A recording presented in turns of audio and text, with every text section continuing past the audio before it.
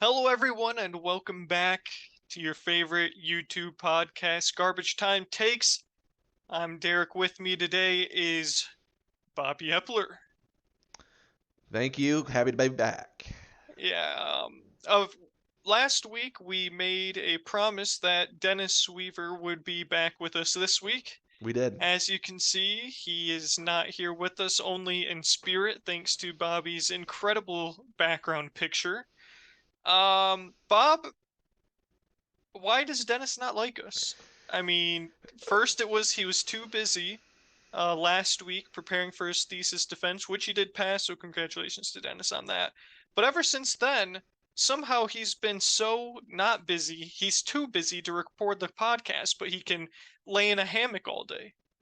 Yeah, as you can see, this is a little preview of maybe what's to come later for the fans from GTT. I mean, Dennis is basically at this point. I mean, it's borderlining on abandonment at this point. I mean, some serious questions have to be asked about Dennis's commitment to the cause here, um, especially when we've got no school and no work going on, Derek. So I'm not really understanding what the holdup is.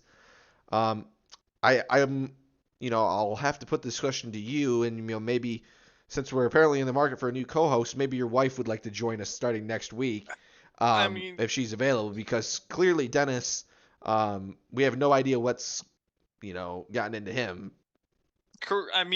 listen, she doesn't work Fridays. Mm. She works Monday through Neither Thursday. does Dennis. Dennis doesn't either. Dennis doesn't work at all yet. Somehow he's still busy. Meanwhile, I'm out here working 10 to 5 Monday through Friday, and I still show up each and every week unless I'm at a college basketball game. And college basketball season has been over for months, so here I've been. But yes, her bedtime is usually sometime between 8:30 and 10, depending on the day. Recently, it's been close to 9:30 to 10, so we very easily could get her in for at least 30, 45 minutes, even an hour if Dennis, continues to just be chronically Flaky. and flagrantly absent from the podcast. Is that what we should start with, Bob? Should we start with Dennis's statement or should we wait? I have not. Bob has seen it. I have not. I will be reacting I'll. live to it for the I think we first should. time. I think since we're on the topic of Dennis, Dennis. Why have you become a weekly topic on this podcast? I mean, I know it was a slow week in the sports world, but we've been talking about your absence more on this podcast than I don't know how good the Reds have been recently. So what the Correct. heck, Dennis? Correct. We need you back. We've got outstanding comments that I know you're going to mention, but we've got outstanding comments about Live Golf. Honestly, it's starting to look like ducking, Dennis. I mean, we said it last week, but now 1 week's a fluke. 2 times in a row, that's a pattern, Dennis. That is a pattern. And you know, I kind of feel like you're sticking your tongue at us right now, Dennis, both literally and figuratively, because this is getting ridiculous. Correct. Should we roll the video, Bob? Should I roll it? Roll the tape. All right, everyone. What you're about to see Was may submitted scare anonymously. it was submitted by Dennis Weaver himself, but some of the images may be frightful to young children. So here we go. Gonna share the screen. Here's our good friend um and I'll let the video roll. Like I said, I have not seen it yet. Bob has. So here's 3 minutes and 11 seconds of Dennis Weaver Oh my unfiltered. gosh. Let's see what we got. Well, I figured if this went on any longer, that people, all the fans out there would start forgetting what my face looked like. So I decided to put together We didn't forget, Dennis. We a didn't little forget. clip here rather than just the official statement. As much fun as that was crafting that up last week, and hopefully, Derek and Bobby are able to squeeze this in and give their thoughts and response. But Yes, Dennis, we are going to squeeze this in. Don't you worry. And trust me, I've just have reminded him of your a few face. things since I've been off the pod for a couple weeks. First of all, my apologies to my co-hosts. They've been, holding down the fort, and I very much appreciate that. I will be back very soon. And Pause it, Bob, Derek. that is not a commitment to next week. That's not a Let me commitment be to very next week. clear. It's not a commitment to next week, and I want to know who's in the hammock with him. I've serious questions. I mean, there is a very strange shadow pattern on Dennis's face. That's That is true. facts. As far as the world of sports goes, really my big thing that I had to get in there was go Reds go. Derek, I know you know what that means. Big old get the brooms out last weekend and sweep the Cubbies right off their feet. That was Dennis is talking about a series that finished on Thursday, Bob. We're not even here in person. Not even here in person. Not even here. Dennis does not even have the gall to say it to my face. He does it through video form, knowing he can't get my direct response. Unbelievable. It was awesome. And now we're actually rolling as a squad. I mean, you take the 3 there in the Windy City, and then now we're over to Boston, where we're sitting on 2 of 2 so far, with the third game of the series coming up, the final game of the series coming up later tonight. So, they've been playing really well since Matt McLean's come. They lost 8-2, by the way, for anyone wondering. Up, they've been the offense has come alive. It's almost as if that has been sort of the spark that we needed. Other players have started stepping up. India's been hitting the ball really well. Steer had a big 2-run blast last night that really completed the comeback. And, the pitching's been hanging in there. Not dominant by any means. There's been some injuries on that side, but they've done what they needed to do for the most part. And I've been pretty impressed. I mean, the weakest link of this team, as I've been complaining to Derek and Bobby all week, is freaking David Bell. But, I can digress about that at some other point. I just do not understand a lot of the decisions he makes, especially when it comes to pulling guys out of games. I feel like mostly happens way too early. Dennis, who's in the hammock, Dennis? Guys, before depleting his bullpen, which is ultimately what's going to happen. But yeah, I mean, we're sitting 3 games out of Milwaukee for first place in the Central, which is craziness. Like 2 or 2.5 back of the wild card. But I mean, it's a tight race in the NL as a whole. From top to bottom, it really is. So long way to go, but it is exciting to have at least a slightly relevant team for the time being. But even more so, just looking forward to the future. I mean, it's built on a lot of young players, and hopefully we can be competitive for years to come. So that's really the main thing I wanted to say. I haven't had a chance to listen to last week's episode, but I know there was a lot of LIV and PGA discussion, so I will reserve my thoughts for a later time on that. Obviously, I don't have much in the NBA world per usual. I'm sure Derek and Bobby will be able to capture that, but really just wanted to say wow, my 2 cents on the Reds, and also condolences for not being there, and thanks to Bobby and Derek for once again holding down the fort. All right, love you guys. Peace out. I suppose, Dennis, that we love you too. Bob, how can this man be laying in a hammock all day and not have listened to last week's episode? What else could he possibly be doing more important than laying in a hammock and listening to GTT, since he refuses to actually be present at GTT? Well, that's because I'll tell you why. I mean, turn around the camera, Dennis. I mean, let's not get crazy here. But anyway, it's getting embarrassing, Derek. I mean, this is getting embarrassing. We're a trio. We're a trio. This is a brotherhood here at GTT, and Dennis is flaking off more than dandruff. I mean, what is going on here? Come on, Dennis. Let's rally the troops. I mean, I'm gonna have to see a whole solo to make up for this. I'm gonna have to see a whole solo episode of something, Dennis. I mean, I'm gonna need a breakdown of the Cincinnati Reds season or something. I mean, come on, we gotta have something. I mean, Bob, if I knew that was just going to be a Reds slobber fest, a Reds glaze fest. Well, I told you you weren't going to like it. I don't think I would have played the whole video. I mean, so many other things have happened than the rinky-dink third place sub 500 Reds taking 3 games from an even worse Cubs team. I mean, obviously we'll get into it, but plenty of NBA stuff has gone down. Plenty of NHL stuff has gone down. And even some wacky and wild NFL stuff has gone down. And LIV stuff. Dennis even acknowledged LIV in his video and said nothing about it. So Dennis, at this point, Bob, we'll have run out of steam by next week if Dennis even shows up.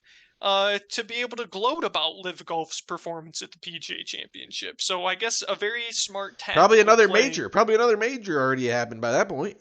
Probably. So I guess credit to Dennis, kudos for your tactical decision. Very LeBron James-esque of controlling the media narrative and only talking about the things that you want to talk about. So I will commend Dennis for that. Bob, any closing thoughts on our who we think good friend Dennis? Uh, any closing thoughts on him? Dennis, it's time for you to show up and face us like a man. Uh, you know, you just don't want to admit that the Live Golf Tour got the best of you. I understand it. We acknowledge that. It's tough. It's tough to see your heroes fall, Dennis. But there could be a new era. That's all. We said it last week. We won't bore the people to death with the same comments again. But Dennis, we will be looking for your thoughts on this sooner rather than later. We might need a video. We might need one. Bob, where do we go first? There's been NHL, the NBA Finals Game 1 was tonight. Yep. But we obviously haven't touched on the Game 7 Heat Celtics game yet. Yep.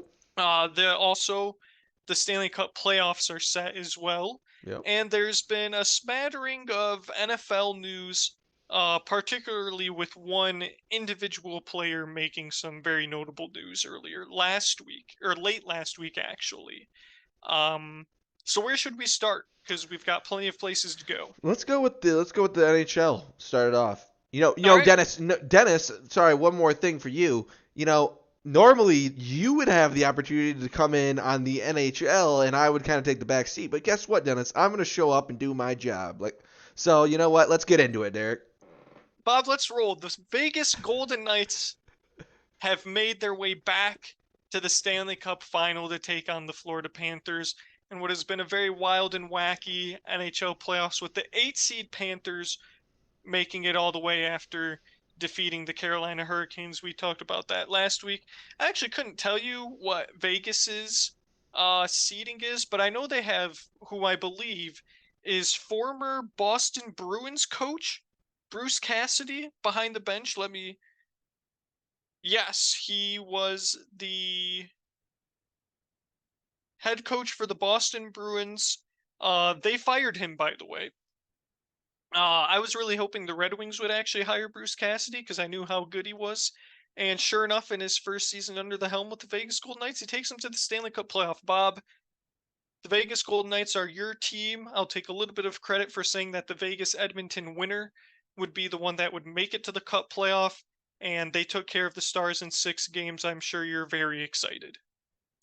Yeah, I am very excited, and I think we outlined last week that nothing from the city of Dallas can be doing anything to continue their run in any professional sports in any capacity. So it was just a matter of praying that my Golden Knights would get it done, which they did do. South Florida, stand up, because the Florida Panthers are at it again. And guess what? The Miami Heat are right there with them. The story of underdogs coming from the city of Miami and the state of Florida.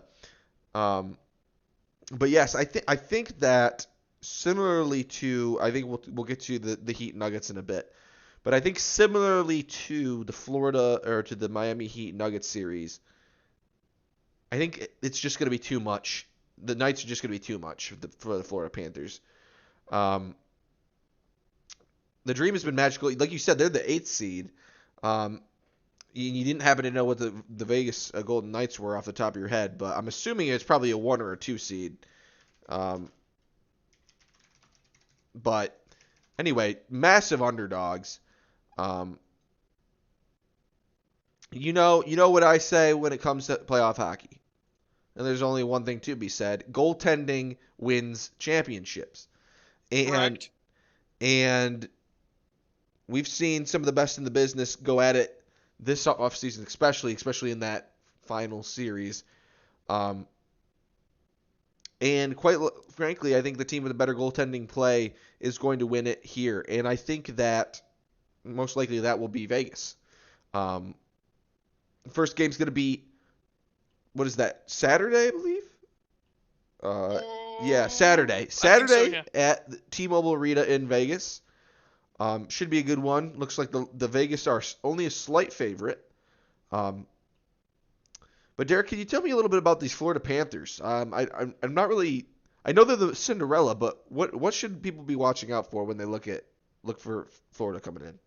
Sure. The Florida Panthers have had some of the best goaltending in the entire playoffs so far. Sergei Bobrovsky. Yes, he's there. We mentioned him last week, I'm pretty sure, a couple weeks ago. Dude has just been flat out standing on his head for Florida. He was formerly, as Dennis knows, the goaltender for the Columbus Blue Jackets team that swept the number 1 seeded Tampa Bay Lightning back a couple years ago. But the Florida Panthers don't only have goaltending. Matthew Tkachuk, the man who scored the game winner for Florida to clinch the series against the Hurricanes, is nothing short of an absolute stud.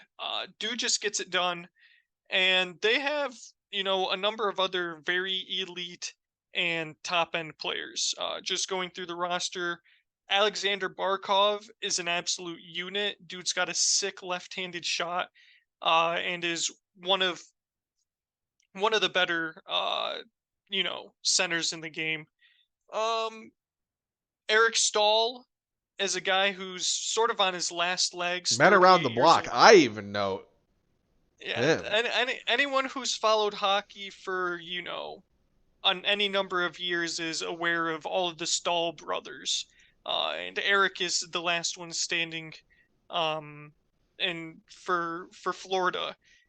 Dude's a great veteran presence. Doesn't really score much anymore, but when you've got a guy with as much experience as Eric Stahl and someone who was previously successful, you can't really go wrong. Former Detroit Red Wing Giovanni Smith. He doesn't really do much for Florida, but it's just a name to watch out for just because he's a former Red Wing. So any fans of the Red Wings can sort of have a rooting interest in the Panthers because of that. Aaron Ekblad is a really solid defender. Radko Gudas he's sort of like a goon type defenseman. He's out there to go out and Clobber rile somebody. things up. Yeah, go out there, just mix it up, annoy some people.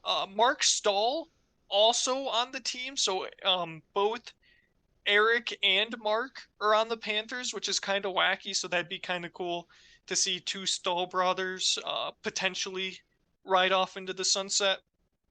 But like you said, they are the 8th seed. But last year, they were one of the better teams in the league. Yes, you did mention that. Patrick Hornquist was another name I wanted to mention. So it's not like the Florida Panthers are some like young, happy to be here team. My guess is they're a team who feels that they had unfinished business last year after having a relatively disappointing playoffs, and are here on a mission. And they've taken out a number of top seeds along the way, and I'm sure they view Vegas as just another team they got to win 4 games against. Even though Vegas were a wagon in the regular season. I mean, first in the Pacific Division. I believe they put up 55 wins, which is going to get them well over the 100-point mark of the season.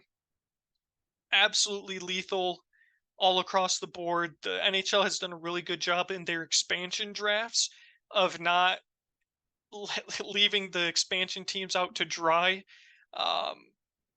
Because who wants to go root for a crappy expansion franchise team? People don't even like rooting for their crappy franchises that they've had in their city for 40 plus years, let alone how are you going to garner interest in a new team if they just suck all the time? So props to the NHL for making the expansion teams very competitive right off the rip. Maybe a little too competitive, but Vegas, their team is a lot different than that very first team that went to the Cup Finals in their first year. Was Marc-Andre Fleury the goaltender back then, Derek? Marc-Andre Fleury, the Flower, was the goaltender that first year.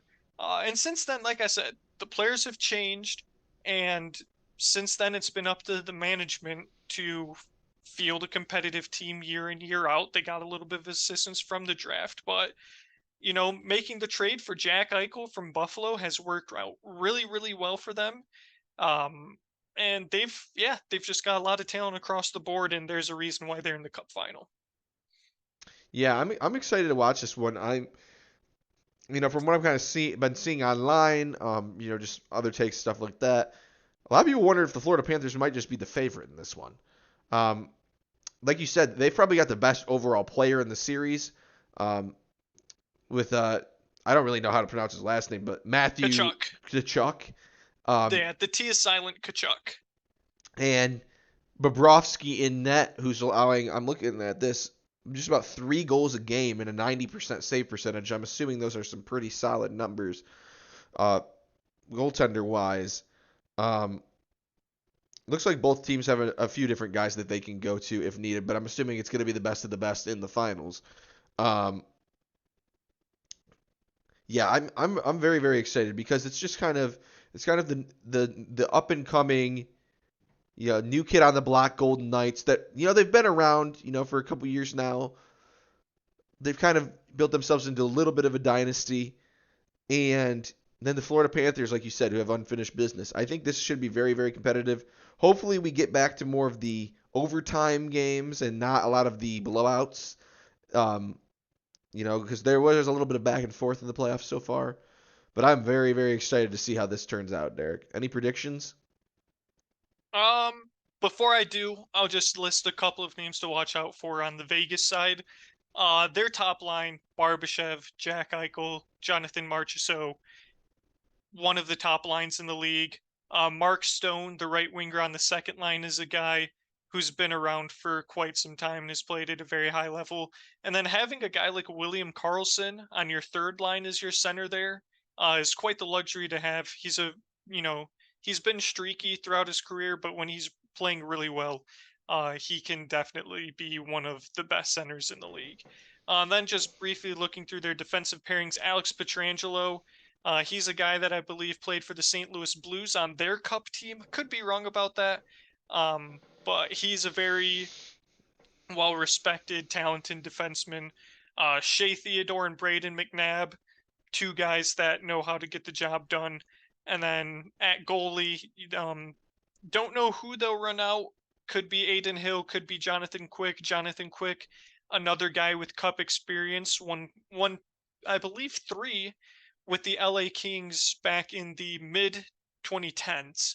So yeah, this is a team that has a lot of good young talent mixed with still good veterans that have won cups before and have been in these in high leverage playoff situations before. And it should be a really great series. I, out of principle, will Mm, take the Florida Panthers to win the Stanley Cup. I've been railing against the expansion teams the whole playoffs. I yep. can't stop it now. Um, but this is a series that I could see being a 4-game sweep or a 7-game series. Because Carolina played really well in that series, and just about every game was a 1-goal game, and they got swept anyway. I could see this being the very same way, where one team is just able to get the puck luck, even though the games themselves are extremely competitive. The overall series could end up not being competitive, but I have a feeling this is probably a 7-game cup. Yeah, it kind of feels like that to me as well. And of course, I'm going to be backing my Golden Knights to get it done. But this in no way feels like, I although I'm not somebody that knows the names, so to say, the vibe of it just feels very much 7 game. It just feels very much some overtime thrillers. Hopefully some empty net magic. I love the good old empty net magic. Um, but I'm really really excited and interested to follow up. Next week when we got a couple games under our belt. Yeah. You want to get into the NBA or the one big piece of NFL? Let's do the one big piece of NFL. Well, Bob, I'm sure you saw this. Maybe it's, gone into the recesses of your brain at this point. DeAndre Hopkins has been released by the Arizona Cardinals. There are many potential suitors. The Detroit Lions could very well be one of them. But DeAndre Hopkins, like I said, we won't have to spend too much time on this. He was traded from Houston to Arizona, from one dysfunctional franchise to another. Clearly, he must not believe that. Obviously, Kyler Murray's going to be out for the beginning of the year for a little bit of time due to the injury he suffered last year. But you got the sense in some of the interviews DeAndre did, I want to say 2 weeks ago, in the week leading up to his release, took some veiled shots at Kyler Murray and his ability as a quarterback. So it seemed pretty clear that this type of move was coming. I don't know if the Cardinals shopped him as a trade option very much. Meant it's possible that the teams decided, why trade for him and give up something when we can just pay him instead once you cut him. So not sure if there was a game of chicken to be played, but if there was, it looks like the other 31 teams won. And it'll be interesting to see where DeAndre goes. Obviously, as a surprise to absolutely no one, he pretty much just listed off like the top 5 quarterbacks in the league as quarterbacks he'd like to play with. I know Lamar was one of them. I know Josh Allen was one of them. Unfortunately, Jared Goff, I don't think was one of them, but he did say he wanted to play for a team that could be a contender. And if the Detroit Lions are who we think they are, Bob, why not us? Why not us? Yeah, I mean, you're going to have to stomach the large contract. But the good news is that if we were to bring him in, we'd only have him, I believe, for the next 2 seasons. So it wouldn't be necessarily maybe a 1 or 2 year stint. It wouldn't be a long commitment. Would be a little bit of a cap hit, but we could afford it. And DeAndre, I don't really understand the disrespect around DeAndre Hopkins. I feel like he's really gotten a lot of flack for a number of reasons. Partially, as you could say, his own fault. The last couple of years, but this is a guy that has been extremely productive. I mean, not only in the past, but still relatively productive. I know in fantasy football, he's been doing a lot of damage for me. So, I mean, he gets a lot of receptions, and he's relatively productive with those receptions. I mean, that's what you ask for him. A guy that can stretch the field for you, go down the field, a little bit of quite a deep threat. Only 30 years old. Just turned 30 actually. A lot of miles on the body, but you know what? A lot of experience there. And I like what I know we're kind of speculating maybe Lions. I mean, it's unlikely compared to a lot of the other teams, but let's just dream for a second, Derek. This is a guy that brings in 10 years of NFL, 9 years, going on 10 years of NFL experience into a locker room with a lot of young guys in the wide receiver room. A Jameson Williams, an Amon-Ra going into his second or third season. A lot of very young guys. And not really a quite proven deep threat either. Which J-Mo was supposed to be the guy. Now he's suspended. It makes a lot of sense. There's a lot of balls that could be going this guy's way. And the nice thing is that when you have somebody like DeAndre Hopkins, you've got to respect that. And when you've got a guy underneath like Amon-Ra that can slash and dash, I mean, even though people were honing in on him last year and he kind of just did it to him anyway, if you've got a guy like DeAndre on the outside, you're going to have to respect that. And you can't commit as much to our new running back. You can't commit as much to our to Amon-Ra. Makes all the sense in the world. Hopefully, there's some calls going on from Brad Holmes and we can get it done because I'd like to see a big name. This would be just the big name that we've been waiting for. Correct. I mean, it's sort of like, Stephon Diggs in Buffalo, Justin Jefferson in Minnesota. You can't double team DeAndre Hopkins every snap, or you'll leave Amon-Ra St. Brown in one-on-one coverage. And when Jameson Williams your comes linebacker back, probably. and when Jameson Williams comes back, you'll be leaving him in one-on-one. And Marvin Jones, a grizzled vet, you A leave grizzled him in vet. one-on-one, he'll get the job done. Josh Reynolds can Very probably get the productive at job times. done in one-on-one. Sam Laporta, how are you going to guard a wide receiver playing tight end coming off the line if you're always doubling DeAndre Hopkins? How are you going to guard Jahmyr Gibbs, David Montgomery coming out of the backfield if you're doubling DeAndre Hopkins every single play? You can't. And so I agree. I'm sure Brad Holmes is doing his due diligence. If he feels the price is too high, or if DeAndre Hopkins just doesn't reciprocate the interest, so be it. But I like to think Brad Holmes is sending some feelers out and seeing what the interest level is. I don't believe Brad Holmes to be inept, and he's doing his due diligence on DeAndre, and it's a matter of time before we see who ends up on top with him. Derek, you know who DeAndre is represented by, right? Clutch Sports, baby. A clutch client right here, Derek. A clutch client. I just happened to be looking up what his contract was. Yeah, that's this year, and says he's represented by Clutch, so I had to throw that in there for your amusement. those Clutch Sports checks do wonders. I'll tell you that much. Other than that, I can't think of anything significant that has happened in the NFL world. No massive extensions. OTAs have started. Yep. So some voluntary OTAs have gotten underway, getting the rookies non-padded practices, lots of walkthroughs, lots of 7-on-7s. Just getting everyone into the playbook, up to speed, showing them what it's like to be an NFL player. And they'll do that for another couple of weeks before getting a little rest before the official off-season, training camp begins. Other than that, we can move right into the NBA. Do you want to start with the playoffs, or do you want to start with the Detroit Pistons, Bob? Let's give the Pistons a little bit of love to start out. Then let's do it, Bob. Our savior, Monty Williams, is coming to Detroit just last week, Bob. We had wrote it off. We were in shambles when Monty Williams was offered a substantial deal by the Detroit Pistons and declined.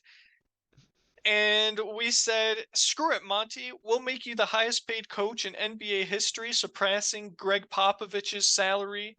6 years, $72.5 million total or something like that. Paying the man $12 million a year to basically do what he did in Phoenix and do it in Detroit. Take a very young, talented team, grow them over the course of a couple years, and find yourself in the NBA Finals at some point.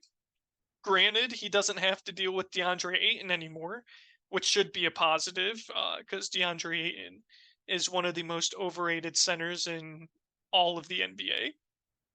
And I'm pretty sure their relationship wasn't that great. The team chemistry overall for Phoenix just never was really able to get together after they traded for Kevin Durant. But Monty gets to, get a fresh start. Thank you, Michigan native Matt Ishbia, for firing him and sending him our way. Do appreciate that. But yeah, Bob, I mean, it'll remain to be seen what the Detroit Pistons do with the 5th pick in the draft, but ideally, we have our coach for the future, and he's not going to be Dwayne Casey. Thank the good Lord for that. I think that's where we need to start. Dwayne Casey, see you later, and thanks for absolutely nothing, because you were supposed to be the future, and you were nothing. You were nothing but a tank commander, which we do somewhat appreciate, but just not really that much. Correct. The Monty Williams thing is a shock. Like we had discussed last week, Derek, a lot of reports saying that it was over, it was done. We were interviewing 3 guys, and we hated all of them, and then we were forced to now have a second interview with the 3. At that point, I believe, was the news. And all of a sudden, I think Monty Williams just realized, you know what? Highest paid coach in NBA history. And this core isn't that bad. This core has got a lot of potential. And so, not to mention whoever we add with the fifth. Oh my god, don't even get me started about that. With the fifth pick in the draft, there's gonna be a lot of talent here, a lot of cap room, a lot of opportunity to make your imprint here. If you're Monty Williams, I mean, you got to be thinking you're gonna have a large say in this organization, um, with the relative youth and the relative amount of the contract money that they gave you. Um, but with that contract comes the expectation that you're going to do something about it. And you can't be over there standing there with a St. Jude pin on your vest doing a whole lot of nothing. We need to be winning ball games. And this team is capable of winning ball games, I think, under the right direction, under the right player development. And hopefully Monty Williams can bring that to this locker room because this is an Eastern Conference that, in my lifetime, has never really been truly an elite conference. And when that Absolutely not. when that is the case, we need to be competing. At least in some capacity, we can't be getting beat out by the lowly Charlotte Hornets. We can't be getting beat out by the lowly Indiana Pacers. We need to be rising above and into play-in and playoff contention sooner rather than later. This is probably, which isn't saying much, but this is probably as talented as I've seen the Eastern Conference in my lifetime. Yep. Up until LeBron left for Miami, Yep. I mean, it was either Boston or Cleveland. Yep. You knew it was going to be one of those two teams after, of course, Cleveland and LeBron James ended the Detroit Pistons dynasty. So for some time, it was really the Pistons battling the Celtics. Then LeBron came, put them over the top over Boston. Could never really get past Boston. So he left to Miami because he's a coward. And then once he came to Miami, it was the LeBron James Invitational, and you were preparing to get swept in the playoffs when he went to Miami. I mean, Boston ended Boston's dynasty with the aging trio. Indiana, Paul George tried to, start an uprising, couldn't get it done. Got swept. The Toronto Raptors, Kyle Lowry, DeMar DeRozan, couldn't get it done. And of course, some of that time overlapped with his second stint with Cleveland. The Knicks, garbage. The only team that had a chance were the Derrick Rose Bulls, and then Derrick Rose's knees failed him, and we never saw them be competitive again. Yep. Milwaukee was not any good at that time, up until recently, as Giannis is, Brooklyn wasn't become one of anything the to write premier home players. about. Brooklyn tried to be something to write home about, Bob. I'm sure you remember the big three that they formed with Gerald Wallace and Kevin Garnett and I think Deron Williams. I think that was their big three. Literally, I mean, past the age of 34, 35. What about that trade, Derek? What about that trade? One of the worst trades in the history of trade deals. Danny Ainge, absolute legend for working at that deal out. Took him to the cleaners and then the bank. No kidding. So yeah, this is probably as competitive as the East has been in quite some time, and even still, the West just dominates. The West just dominates, straight up. I mean, if it wasn't for Milwaukee and LeBron winning a couple of titles, the West absolutely dominates the East. There was something I saw on Twitter a couple weeks ago where it was like I want to say the late 2000s playoffs. 2007, 2008, maybe, whenever the Utah Jazz had Andre Karolinko, good old AK-47, and they were really good. I want to say it was in Kevin Durant and Russell Westbrook and James Harden's early years. The 6 or 7 seed in the West was a 50-win team. A 50-win team, and they were the 6 or 7 seed. It was actually insane. Obviously, the West isn't quite that stacked now. But typically, more often than not, the best of the West has always been better than the best of the East. Except for, again, Giannis winning and LeBron winning a couple titles. So, but some of these teams might blow up. We can get into it right now. Once again, Thank you, Troy Weaver. Thank you, Tom Gores, for bringing us Monty Williams. But the Boston Celtics, Bob, they've got some long, hard thinking to do this offseason.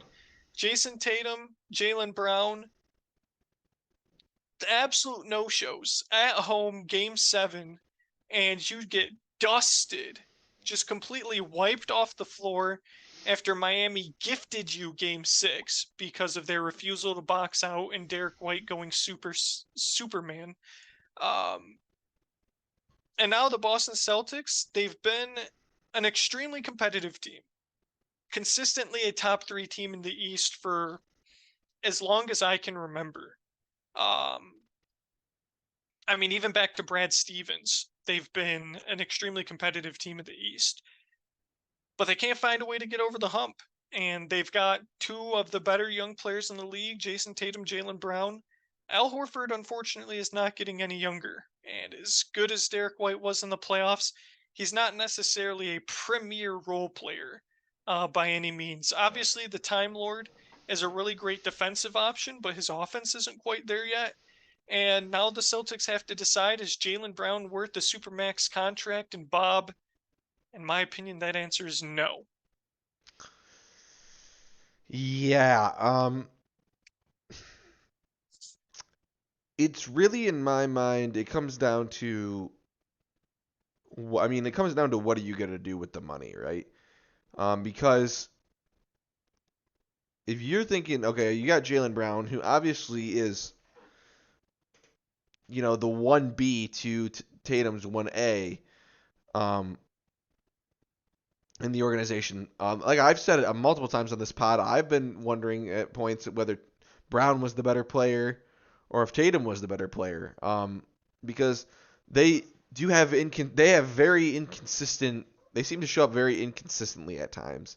I don't know what it is, but normally one of them you'd hope shows up at a given day, and for whatever reason,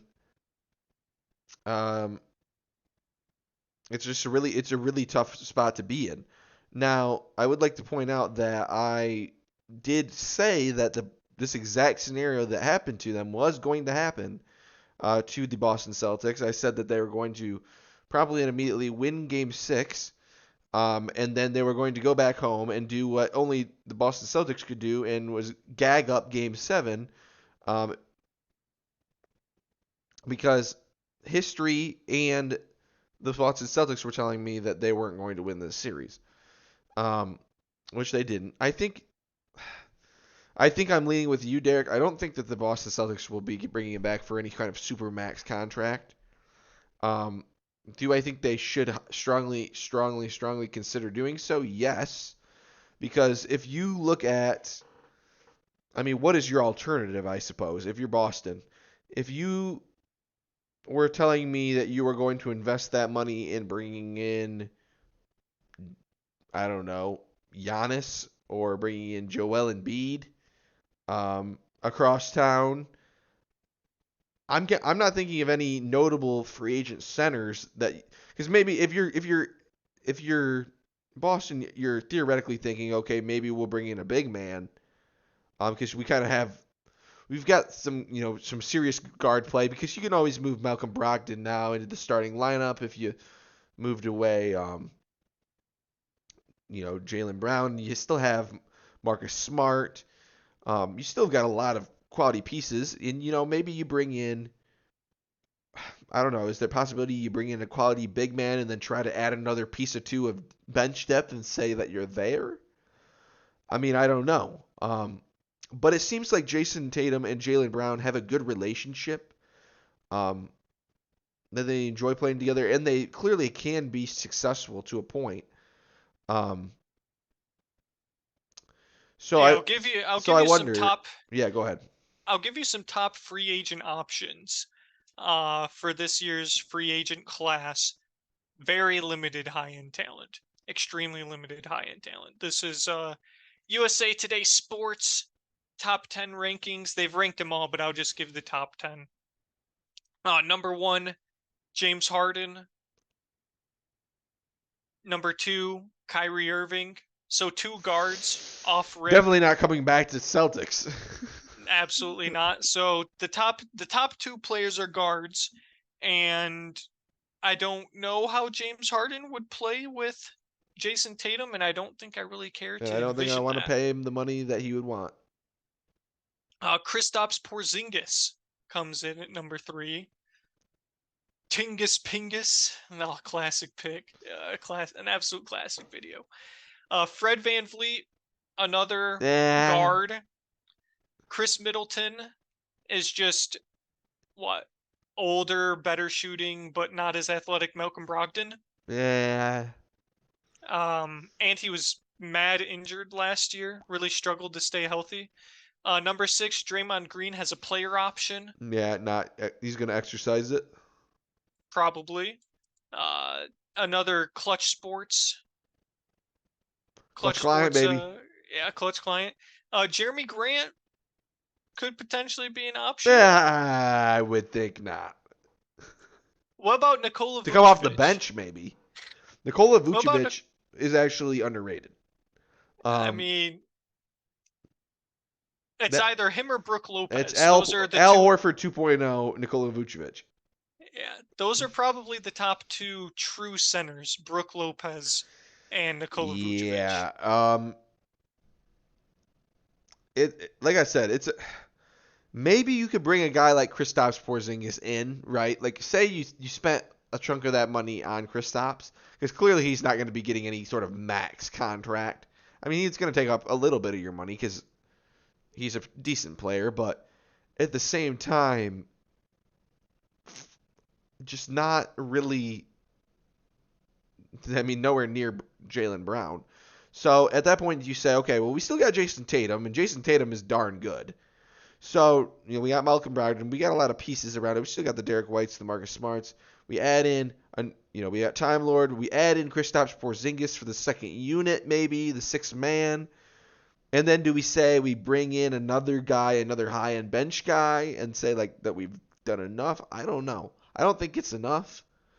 But it's tough to say. Yeah, just an extremely weak free agent class. Just no other way to put it. I mean, Dylan Brooks could be an option. Karis LeVert could be an option. Yeah, just very extremely weak class. Yeah. Russell Westbrook, he's a free agent.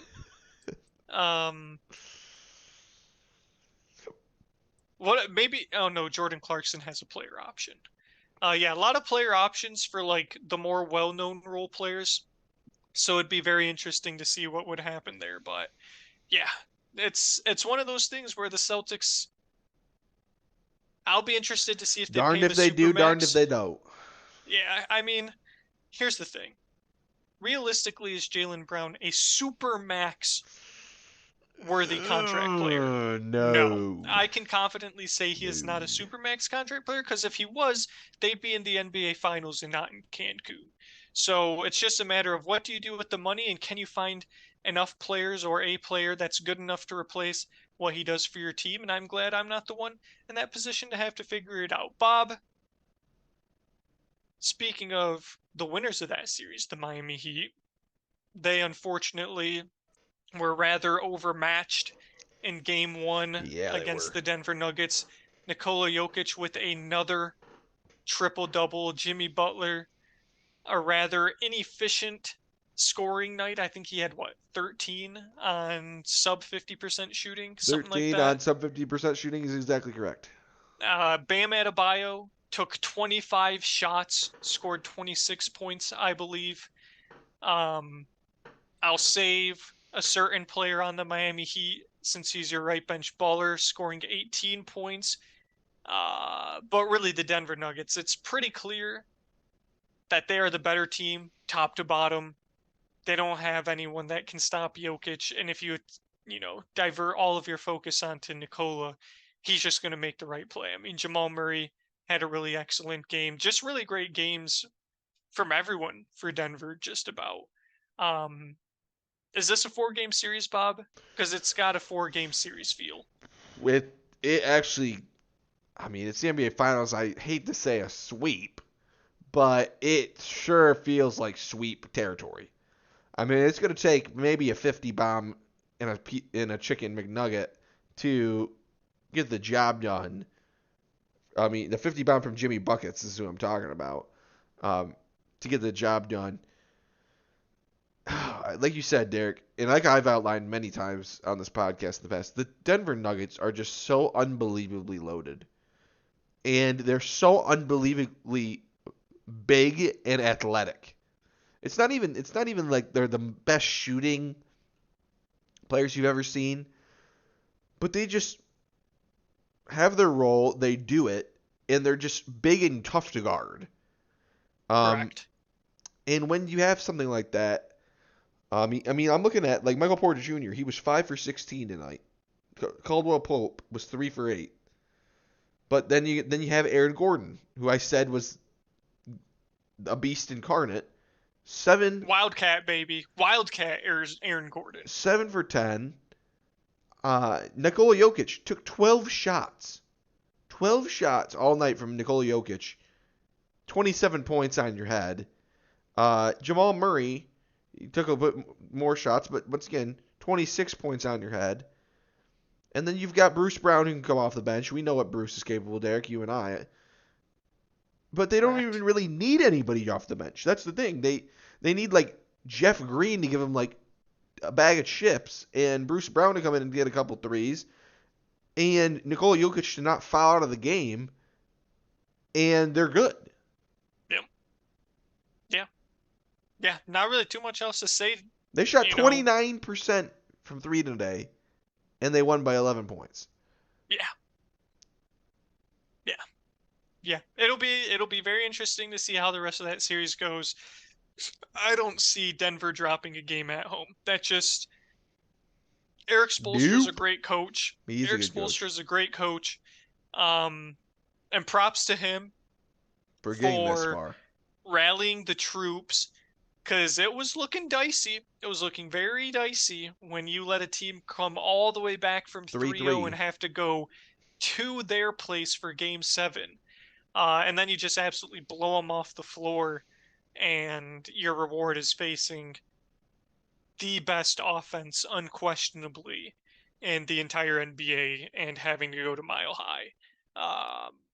Just absolutely brutal. So we'll see. The Denver Nuggets, their first ever finals appearance, could win their first finals in their first ever appearance. I don't know what the stat is on that, how many times that's been done. But for those of you who listened to me last week when I said to make sure you get your Denver Nuggets futures in while it was still at a reasonable price, I got them at minus 185. By the time the Heat Celtics Game 7 game ended, the Nuggets were at minus 350. I had a cash out option that was 25% more than my original bet before the series even started. So hopefully those of you who do partake in those type of activities listen to me, because I may not always be right. But when I feel pretty good about something, I'm usually right about that. And at least through one game of the NBA Finals, I've been proven right so far. Any other things you want to cover there, Bob? No, like I said, just to reiterate, it's a tall order when you're basically going to need Jimmy Butler to give you a LeBron Jamesian like effort, a LeBron Jamesian 40-point triple-double on your head to barely stay afloat, probably. And that's the thing. Tyler Hero's apparently going to come back at Game 3 maybe. Can he make a difference? Can Duncan Robinson get unbelievably hot and steal a game? Who knows? But at this point, it's just grasping at straws, it feels like. It's just some other NBA news before we start to wind down the show. Some other head coaching hires around the league. The Bucks hired Adrian Griffin. He was Nick Nurse's right-hand man in Toronto.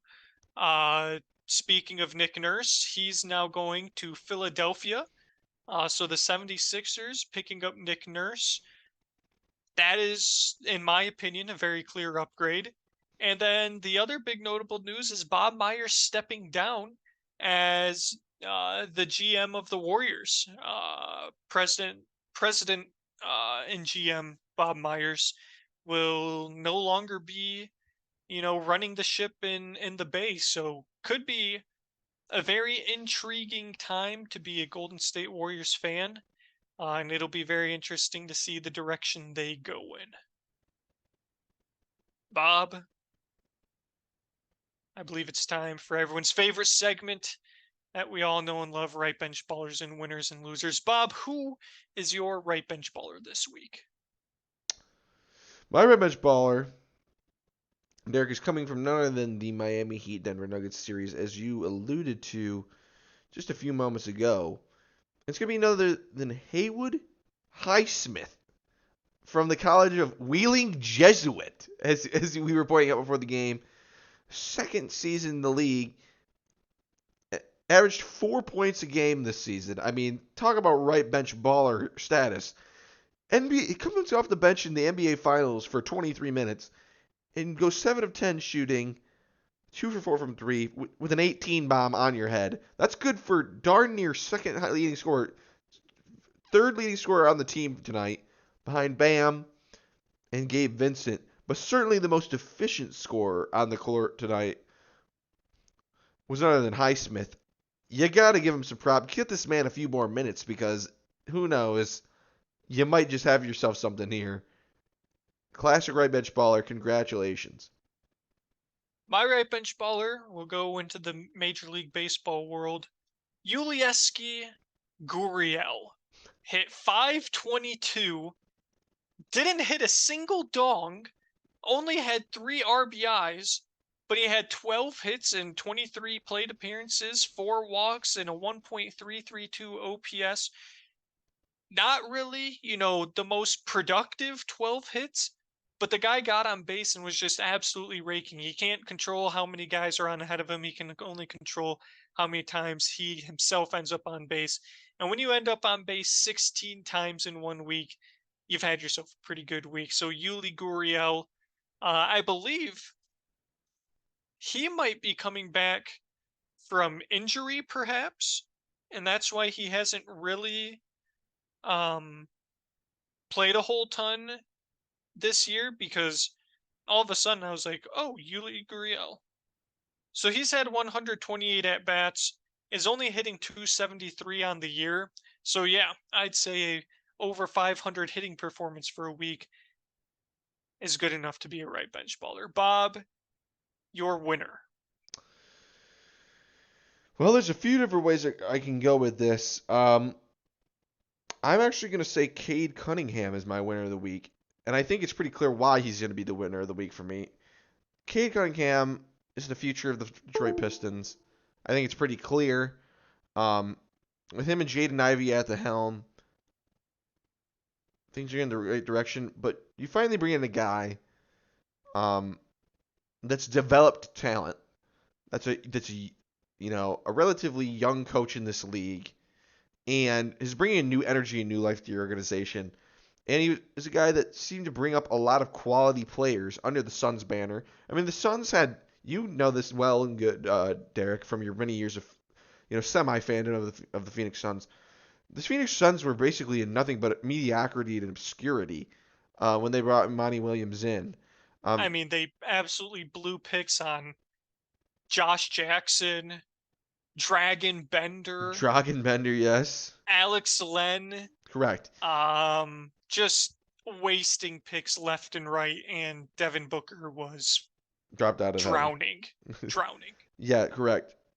But now you bring in somebody that knows how to manage a team, has finals experience like your previous coach, but is a new voice in the locker room, a bit more exciting to watch on the sideline, and clearly was one of the top coaching candidates. And if you were a player on that team like Cade Cunningham, only going to see to it that your development continues.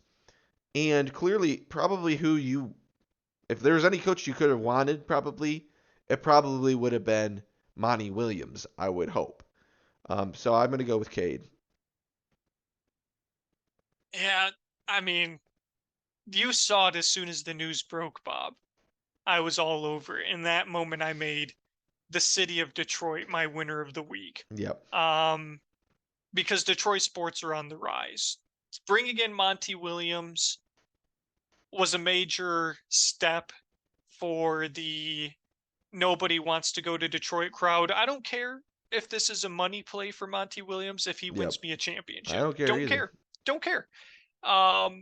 It signals and the perception that the Pistons want to actually be competitive and be a good team. Tom Gore's owner made it pretty clear that Kevin Ollie wasn't up to snuff That's right, Derek. as a coaching candidate. Put the ixnay on that. Thank God. Thank goodness for that.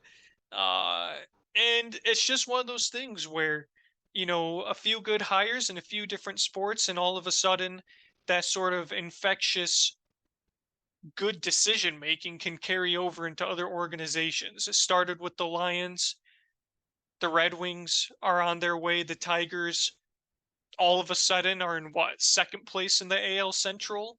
And now the Pistons have hired who hopefully their coach of the future to guide and direct and bring a young team into a championship team. Future Detroit sports is bright, Bob, so they are my winner of the week. Who is your loser?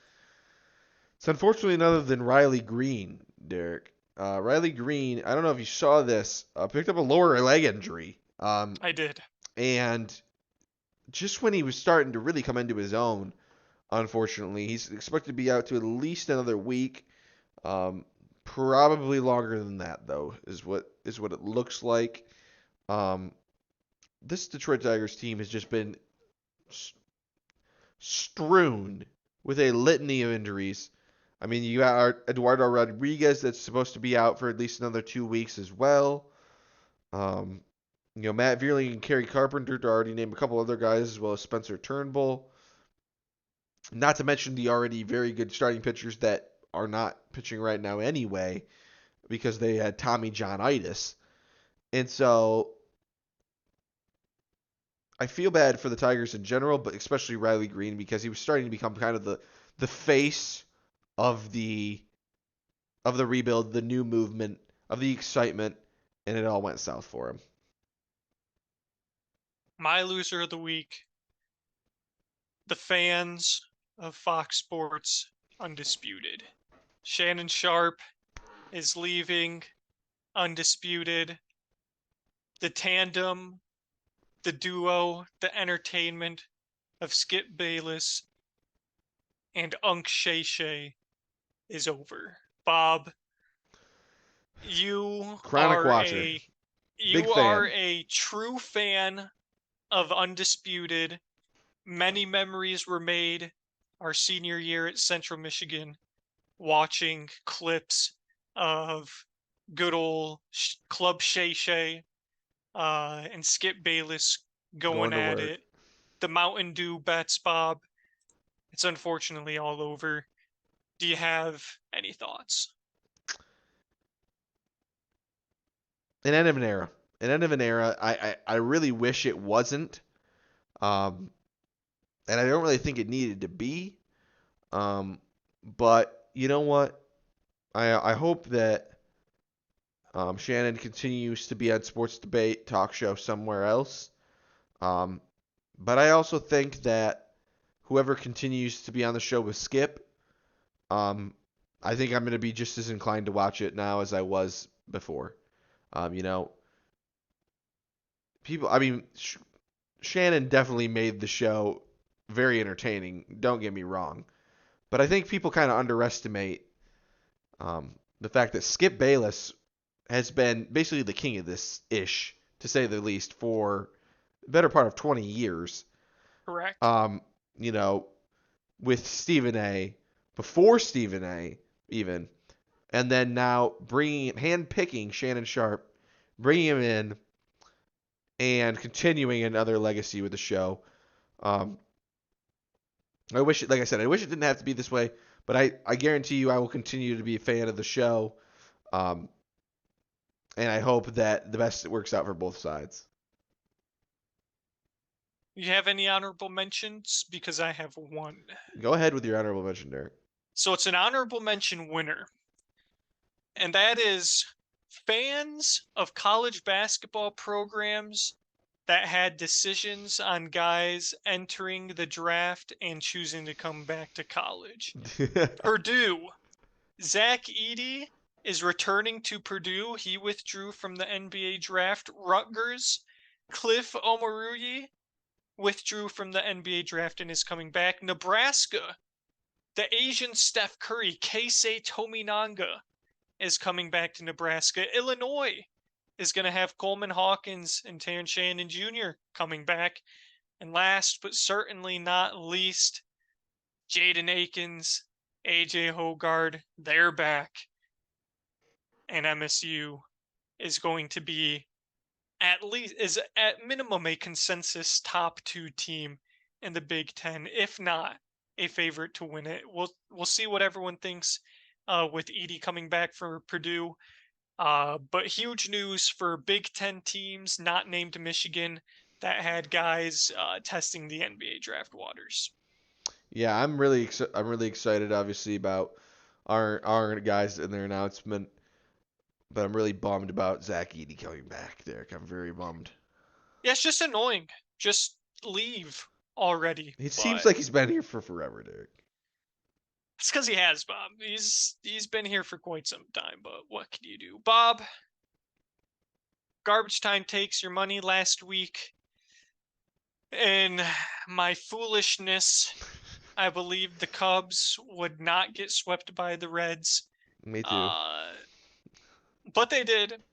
Our 2 picks last week was the Cubs versus the Reds game 1, and then also odd versus even runs scored.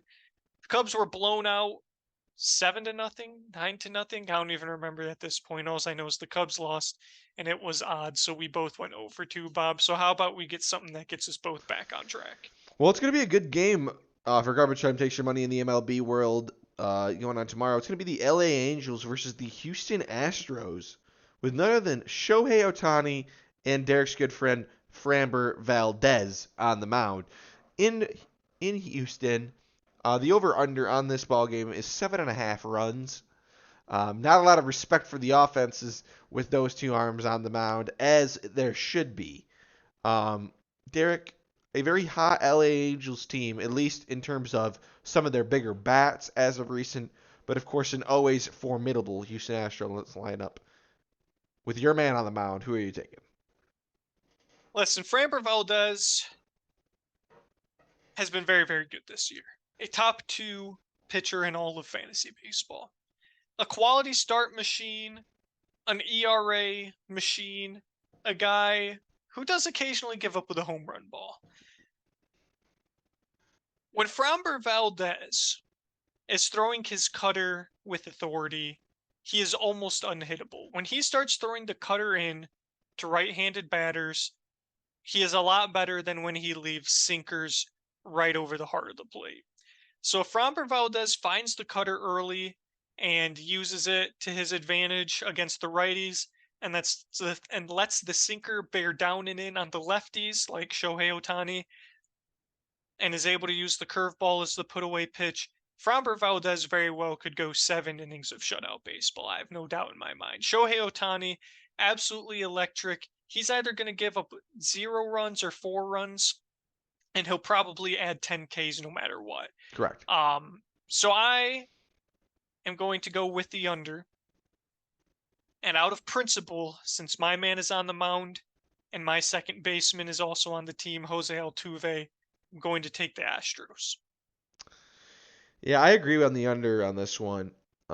It's really tough because I want to say the Angels because of the one or two long balls that they could hit. But it feels very much like a Houston Astros put them away in what is likely a 4-2 ball game in my mind. I'm seeing Shohei giving up a couple knocks here. So I'm gonna match it with the Astros and the under. I think Shohei, like you said, is gonna get his numbers no matter what. He just pumps heat in there. But he does have a tendency to give up the long ball, as you said, Framber can do sometimes. And when it comes for Shohei, like you said, it comes in bunches. And so I'm gonna have to agree. One last note on last week's results. Initially, I had given Dennis the Reds just out of principle. I've taken that point away from Dennis because he was not here. I was out of the good graces, assuming he would be here this week.